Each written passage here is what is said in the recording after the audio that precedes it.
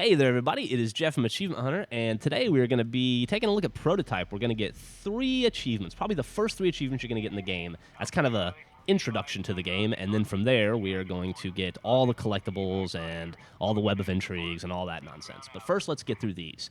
The first one we're going to be going for is the first thread. And the way this game starts is you play for a little bit, and then you go to a cutscene, and you play for a little bit, and then you go to a cutscene, etc., etc. But once you get to the part where you have to get the dude out of the tank, he's just milling about in the tank, checking his email or something, you have to run over, disguised as this dashing military gentleman, tell them that the coast is clear, and he'll pop out. Man, this game has a lot of cutscenes. They're good cutscenes. Goddamn, there are a lot of them. Okay, so now you just have to turn around and possess this guy, and when you do that, you'll kill him and steal his memories, and that'll be a whole thing, and boop, I'm sorry, consume him. And you can, of course, skip the movie, but as you see, 10 gamer score, the first thread, very first achievement you'll get in the game. I guess it's possible you could get a different one, but if you play as you're supposed to, that's going to be it. And then immediately, that'll up, God, I am stumbling over my words today. That will unlock the upgrade section, and you can go and buy an upgrade, like I'm going to buy shield power here, and get that achievement, which is very cool. Here we go. Let's see. Bip, evolutionary step. And shield power is also pretty cool. It gives you like a big tendril-y, bony, metal-y kind of thing. Okay, and then a little bit later on, you're going to be in an area where you have to fight all these guys. These guys are assholes, seriously. And then they're like, run away from them. They're too tough.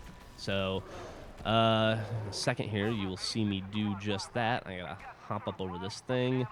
I cut around a lot of stuff because I don't want to give you any spoilers if you haven't actually gone through this yet yourself. Anyway, so here we are just running. I'll speed it up.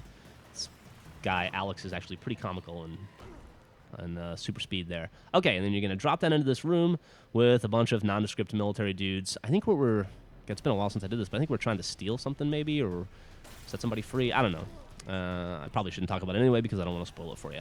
The cutscene was nice enough there to show us that there are grenade launchers. And when you get to this point, you're pretty weak, and these guys are a little too tough for you, so the grenade launchers will work well.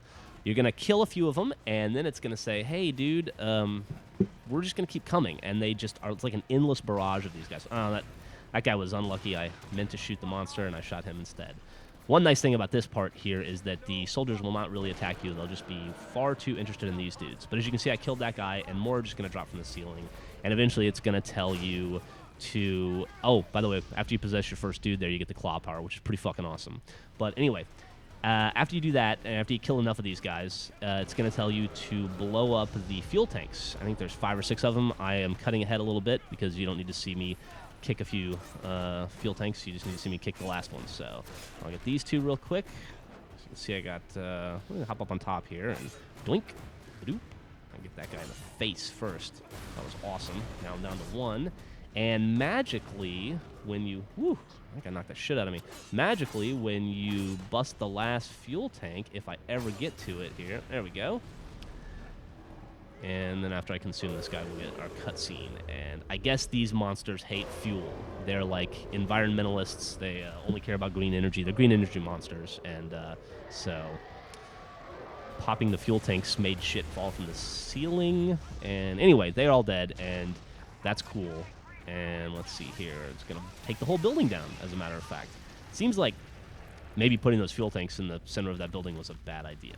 But it was a good idea for us because we get the Crossing the T achievement, which was to complete the Hunter boss encounter. And I have a feeling that's not going to be our last Hunter boss encounter. Okay, check back at achievementhunter.com over the next couple days because we're going to be doing a ton of prototype videos.